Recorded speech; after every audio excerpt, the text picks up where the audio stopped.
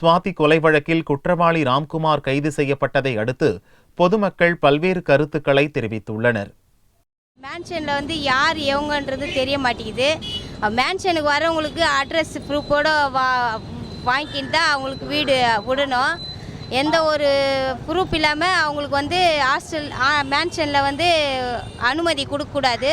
CC camera முக்கியம் தேவை. பாதுகாப்புக்கு யார் என்ன பண்ணுறாங்கன்றத முதல்ல கேமரா மெயின் தேவை. போலீஸ் பாதுகாப்பு வேணும். கொலையாளி ராம்குமார் என்று கைது செய்யப்பட்டார் என்று அந்த கைது செய்யப்பட்டால் இந்த மேன்சனை காட்டிகிட்டே இருந்தாங்க. ஆனால் இந்த மேன்சன் சரி நம்ம அண்ணா நெடும்பாதை சரி அந்த தான் அந்த மேன்சன் சொல்லி நான் கம்முன்னு இருந்தேன். அப்புறம் தான் அந்த கிட்ட அந்த ஃபோக்கஸில் காட்ட சொல்ல சவரஸ் நகர்ன்றது அட்ரஸ் செஞ்சுது. சரி கேட்ட சொல்ல இந்த இடத்துல ஆச்சரியமாக இந்த இடத்துல தான் ஆச்சரியமாக இருக்குது. ஏன்னா பக்கத்தில் ரயில்வே ஸ்டேஷன் பக்கத்தில் ஒரு கொலையை பண்ணிட்டு இதே இடத்துலையே தங்கிட்டு ஊருக்கு கிளம்பியிருக்காப்புல.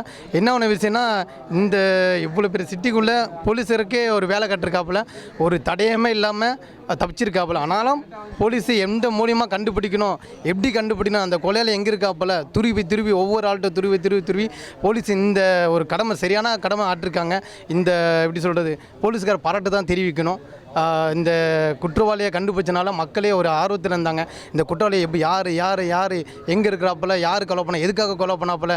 அதேமாரி என்னென்ன ஜஸ்ட்னா படிச்சுட்டு சென்னைக்கு தான் வந்திருக்காப்புல 3 மாதம் ஒரு இளம் பெண்ணை காதலிக்கிறேன், லவ் பண்ணுறேன், இதுமாதிரி கொலை பண்ணியிருக்காப்புலன்னா ஒரு எப்படி சொல்கிறது, இது உண்மையா என்றது நம்மளுக்கு ஆச்சரியமாக இருக்குது சார். இது உண்மையிலே காவல்துறை இது அவர் உயிரோடு திருப்பி அவர் மக்கள் எதிலும் டிவி இதிலும் அவர் உண்மையை சொன்னால் தான், போலீஸ்காரங்க உண்மையை சொன்னால் தான் இதோட முழு விவரம் நம்மளுக்கு தெரியும் சார்.